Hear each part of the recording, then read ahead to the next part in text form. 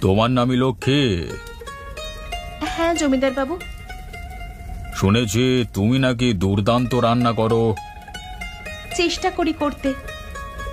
বেশ, আজ তবে দেখা যাক তোমার রান্নার দৌড় কত ভালো রান্না করতে পারো তুমি।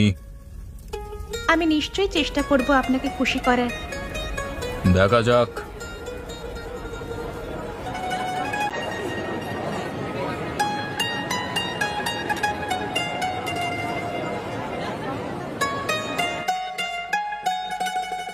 এই তো, আমি তোমার ব্যাপারে যতটুকু শুনেছিলাম একটুও বেশি শুনিনি।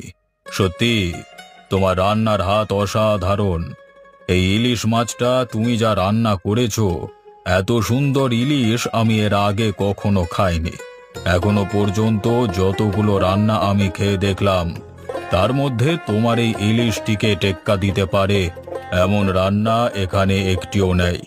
নিঃসন্দেহে এই প্রতিযোগিতার বিজয়ী তুমি।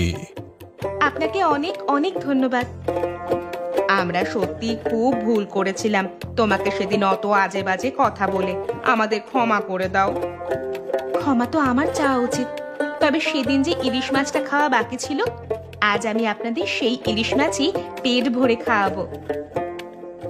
আর তুমি আগে আপনারা তো খান, তারপর দেখা যাবে।